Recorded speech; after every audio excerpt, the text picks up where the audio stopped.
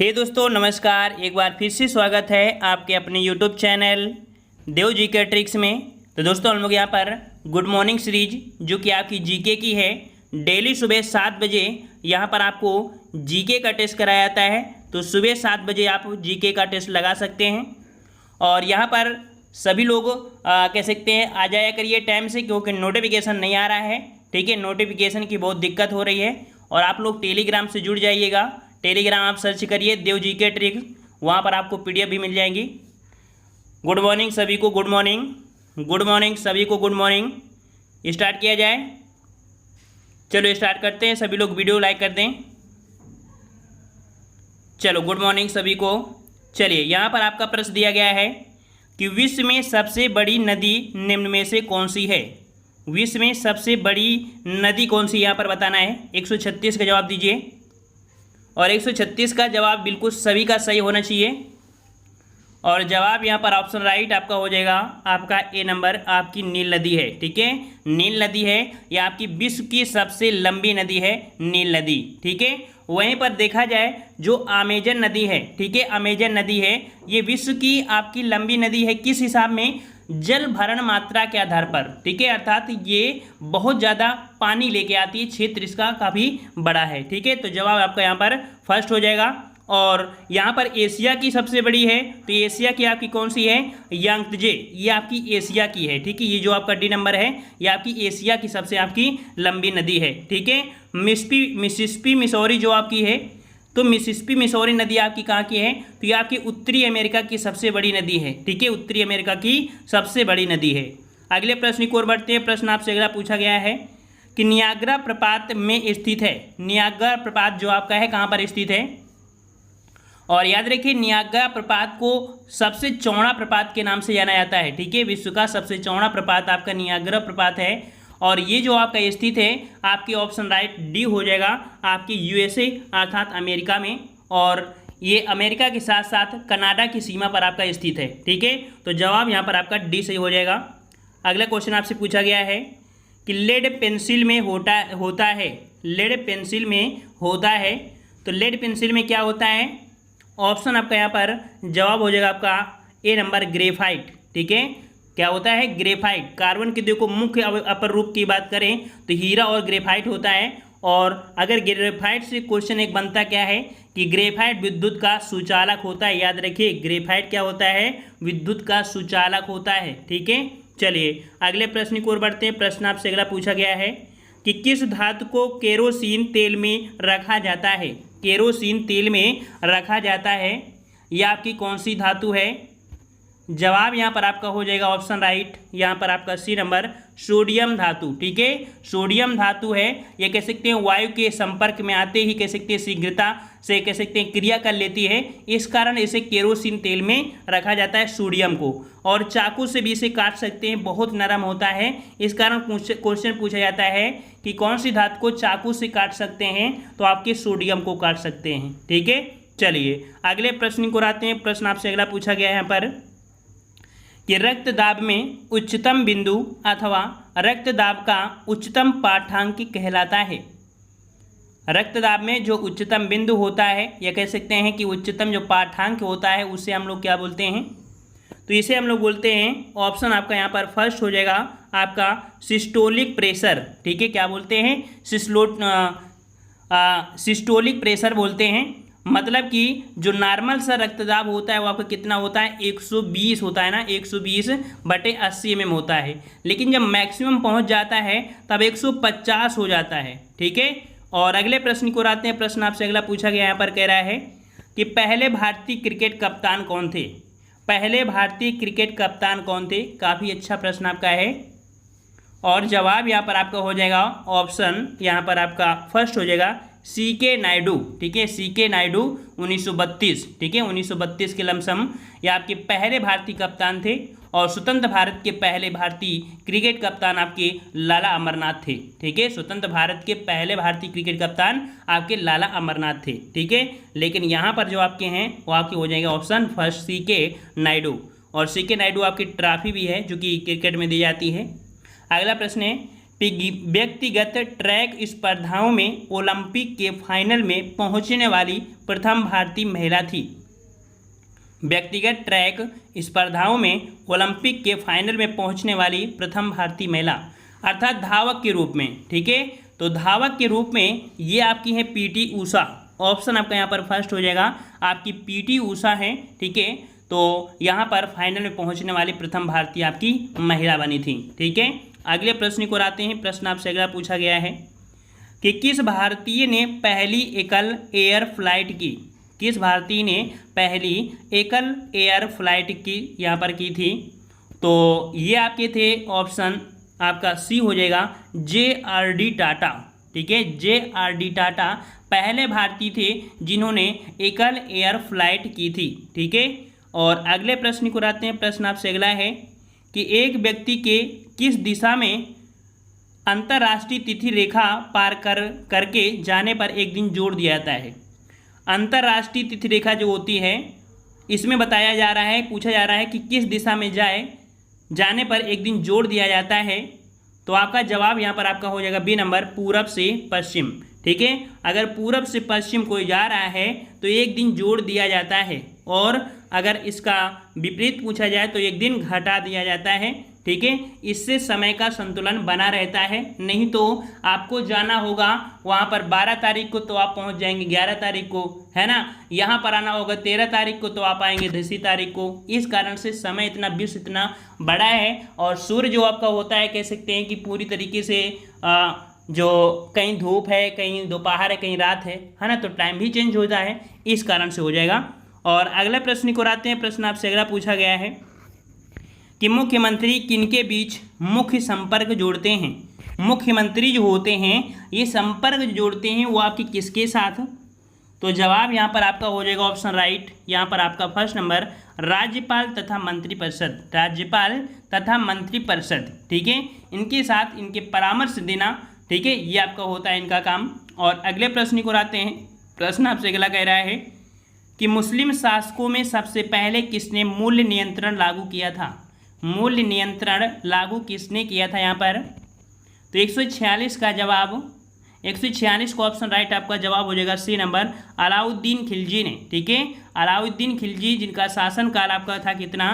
तो 1296 से लेके आपके जो खिलजी वंश 1296 से लेके आपके 1320 तक जाता है, जिसमें से अलाउद्दीन खिलजी 1296 से आपके 1315 के करीब इसका कार्यकाल रहता है। ठीक है, तो जवाब यहाँ पर आपका हो जाएगा आपका सी नंबर। अगला क्वेश्चन आपसे पूछा गया है कि भारत में सूरी राजवंश के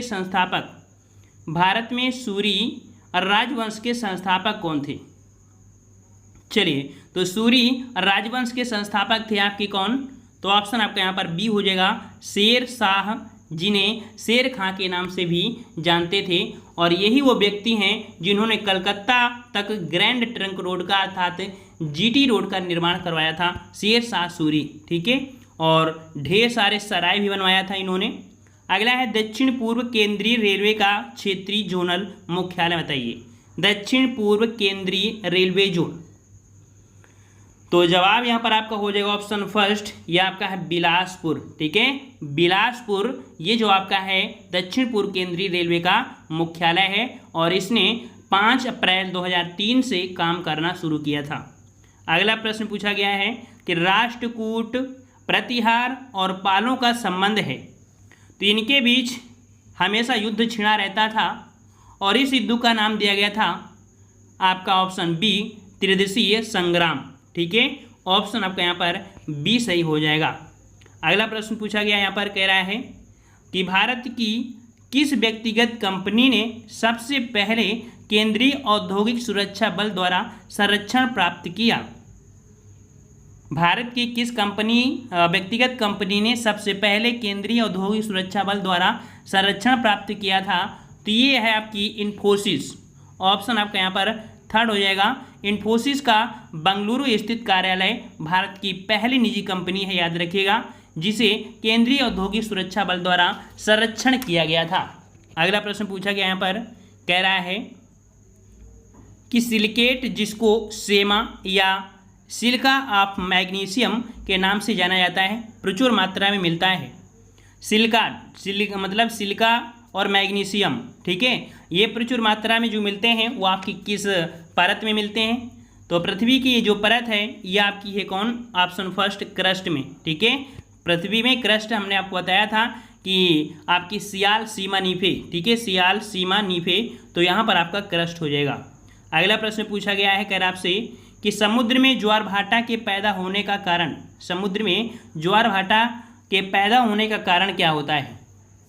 चलिए 152 का जवाब हो जाएगा ऑप्शन राइट आपका डी नंबर, सूर्य तथा चंद्रमा का गुरुत्वाकर्षण बल, ठीक है, सूर्य और चंद्रमा का गुरुत्वाकर्षण बल के कारण ही आपके ज्वार भाटे आते हैं, ठीक है। और यहाँ पर विश्व में सबसे ऊंचे आते हैं फंडी की खाड़ी में, विश्व में सबसे ज़्यादा आते हैं ऊंचे, विश्व की कहाँ पर?